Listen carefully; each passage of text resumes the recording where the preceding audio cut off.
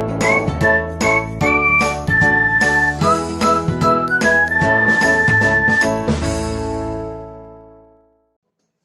Students, बच्चों पिछली class में पिछली वीडियो में मैंने विशेष रूप से भारत में जनसंख्या और जनगणना की कुछ बातें मैंने की थी कि भारत में एक बड़ी जनसंख्या है जो विश्व की कुल जनसंख्या का लगभग 17.5% है, जबकि भारत का एरिया क्या है 2.4% है ना।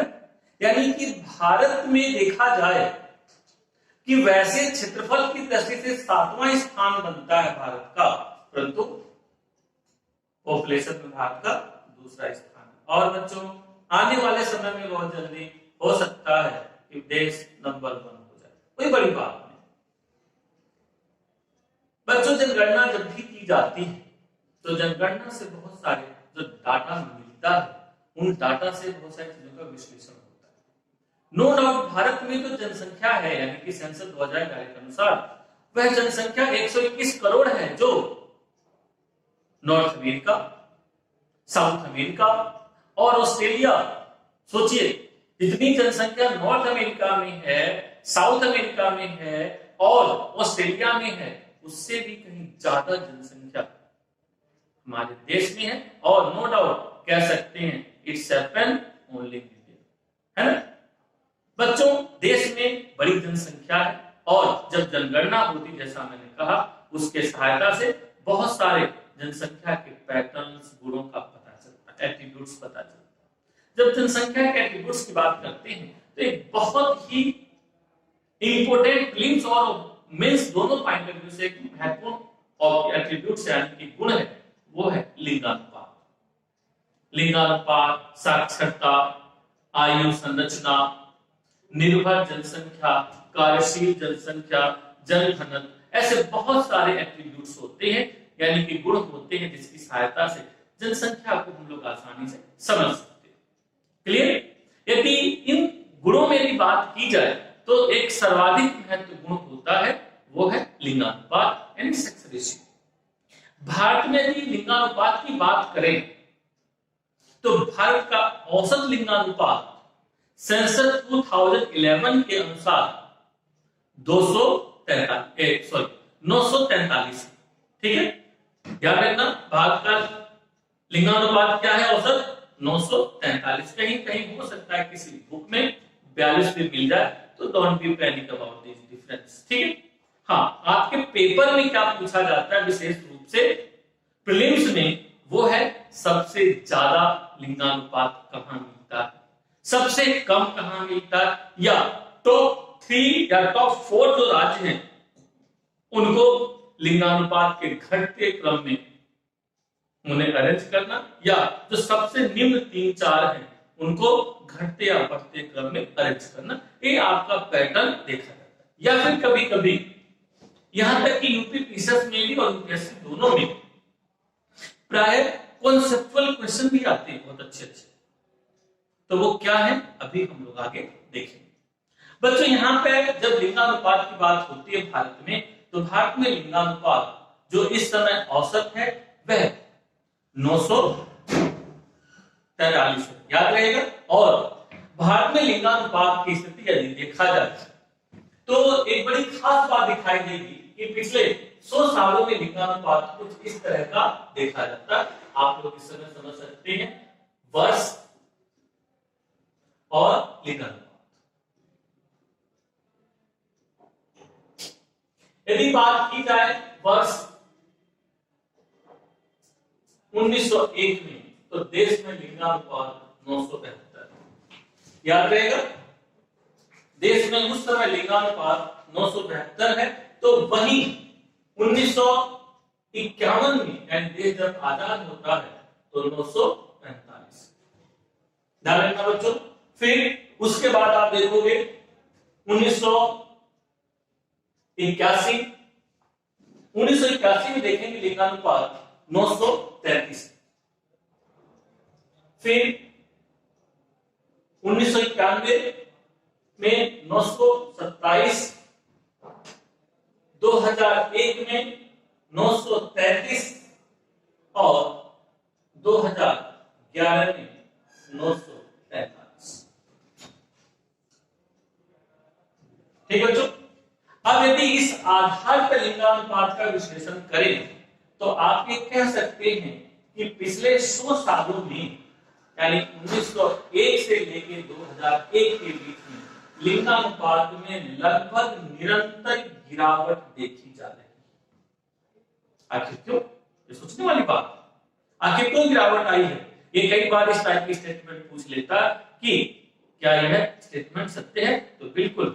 क्या आप समझ सकते हैं 1901 में 972 है तो 2001 में 933 है तो 2011 में बढ़कर 943 हो गया। वो सैटिस्फैक्टरी लेवल पर बढ़ा। भारत में लिंगानुपात की परिभाषा देखें तो भारत में लिंगानुपात की परिभाषा 1000 पुरुषों पर उपलब्ध महिलाओं की संख्या, ठीक है, और 1000 पुरुषों पर इस समय उपलब्ध महिलाएं जो है वो 943। क्लियर? इस हिसाब से ये भी कह सकते हैं डाटा में कि भारत में लिंगानुपात पुरुषों के फेवर में है, यानी कि भारतीय जनसंख्या में पुरुष ज्यादा हैं और महिलाएं कम हैं, ये भी कह सकते हैं। ठीक है, चलिए इसमें एक खास बात और भी देखी जा सकती है। क्या ये जो लिंगानुपात है भारत का, ये मतलब कहीं ना कहीं समस्या नहीं बन रहा है? यानी कि देश में महिलाएं कम हैं, पुरुष ज्यादा है। इसका मतलब ये है कि बहुत सारे पुरुषों की शादी नहीं हो पाती। बिल्कुल सही बात है। बच्चों एक बड़ी इंटरेस्टिंग बात, आप बड़े सरप्राइज होंगे यदि मैं ये कहूं कि बेस्ट लिंगानुपात क्या होता है, 1000 मेल पर 1000 फीमेल या 1000 मेल पर 1000 फीमेल पर 950 मेल, बताइए, या 950 फीमेल पर 1000 मेल, बताइए कौन सा? यदि मान लो ऑप्शन देता हूं तो कौन सा ऑप्शन आप चूज करेंगे? तो मैं समझता हूं, मैं दिमाग में जो मैं देख रहा हूं, आपके दिमाग में चल रहा, मैं दिमाग पढ़ पा रहा, वो ये है कि आप बेस्ट मानेंगे कि 1000 फीमेल पर 1000 मेल। ये तो करते ही नहीं। और बच्चों इंडिया जब देखोगे तो भारत में 1000 मेल पर 950 फीमेल वेल एंड गुड माना है। ऐसा क्यों? आपने जैसा ये कैसे हो सकता है कि 50 पुरुष शादी के बिना रह जाएंगे? यस, बिल्कुल रह सकते हैं।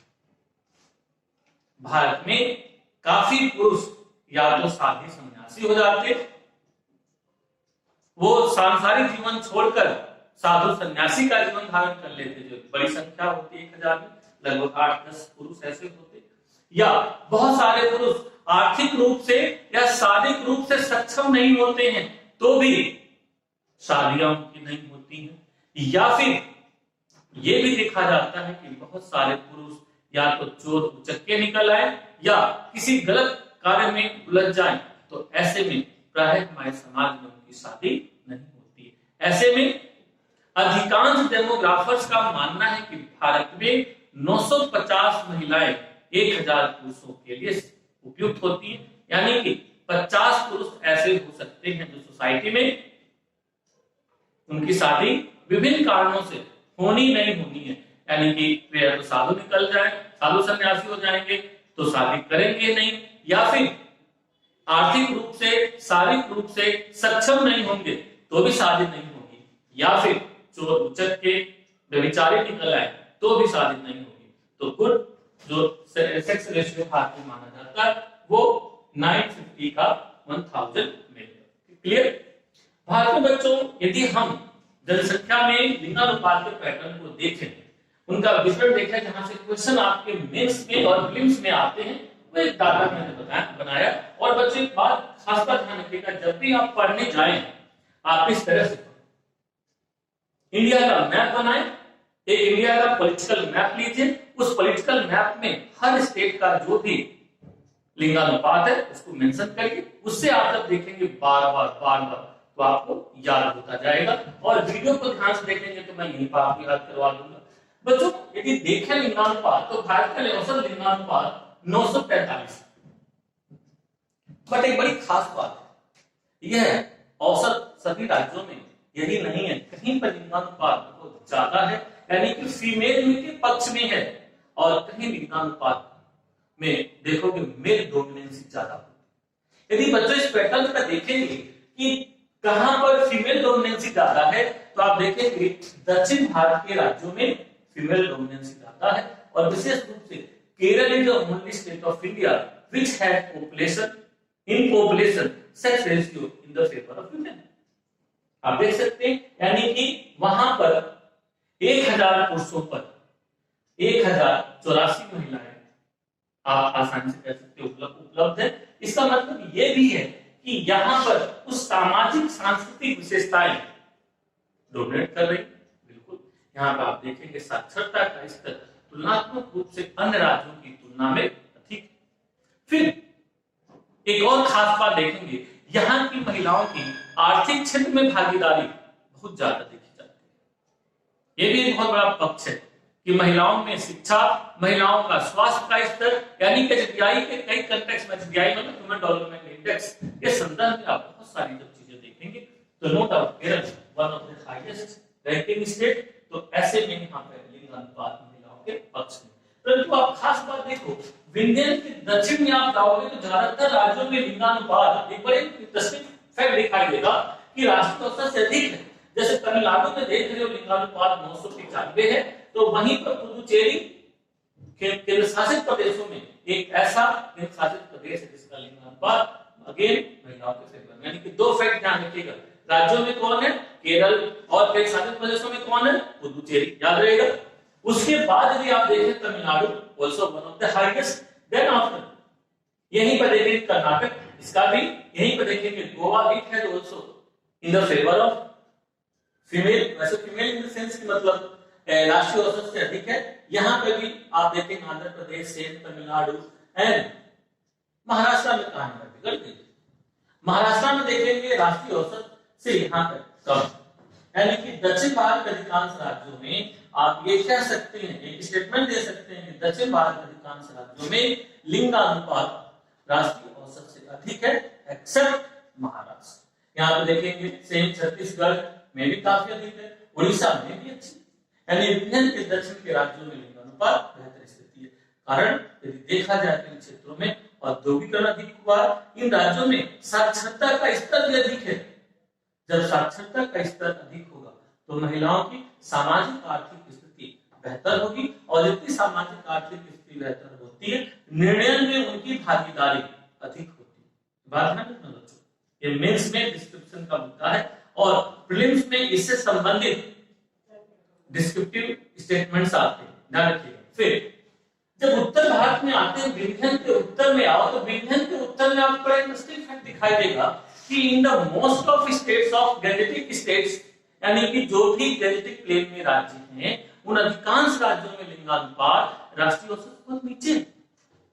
यहीं पर देख लीजिए, it started from Bihar 916, UP 908, Haryana lowest, ध्यान रखना बच्चों 877 और 893, और यहां पे देखो कि आप पूरे गैजेटिक प्लेन में, यानी कि लिंगानुपात कह सकते हैं पूर्व से पश्चिम की ओर जाने के क्रम में धीरे धीरे घटता जाता है। ये बड़ी खास बात है, विद्वान ने स्टेटमेंट दिया है कि दक्षिण से उत्तर जाने के क्रम में और पूर्व से पश्चिम जाने के क्रम में सामान्यतः लिंगानुपात घटता जाता है।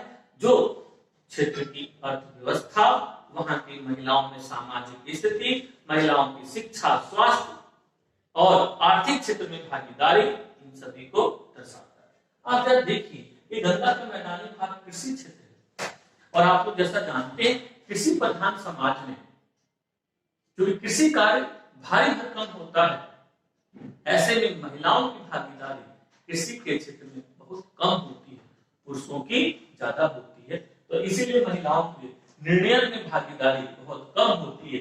यानी कि कई बार आप देखेंगे कि यदि लड़के हो रहे हैं एक के बाद एक तो वेलकम है, यदि लड़कियां एक के बाद दो बार या तीसरी हो जाए तो कई बार, क्योंकि आजकल तकनीक आ गई, अल्ट्रासाउंड तकनीक आने की वजह से फीटिसाइडल घटनाएं बढ़ गई हैं, और इसी वजह से देखेंगे यहाँ चित्रों में लिंगानुपात कम पाया जाता है। वहीं पर पूर्वोत्तर के राज्यों में आप देखेंगे, पूर्वोत्तर के लगभग सभी राज्यों में लाइक मिजोरम, लाइक मणिपुर और त्रिपुरा, मेघालय, समहाउ नागालैंड, इन सभी राज्यों में या असम, यहाँ पे देखेंगे आप लोग लिंगानुपात राष्ट्रीय औसत से अधिक है ना।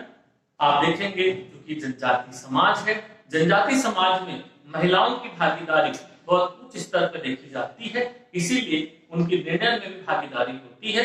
और आप देखेंगे यहाँ पर लिंगानुपात बेहतर। उसके साथ साथ ईसाई मिशनरीज के कारण यहाँ पर साक्षरता का स्तर भी बहुत ऊंचा है। विशेष रूप से मिजोरम, नागालैंड, मणिपुर, इन राज्यों में साक्षरता का स्तर सामान्य राष्ट्रीय औसत से काफी ऊंचा है।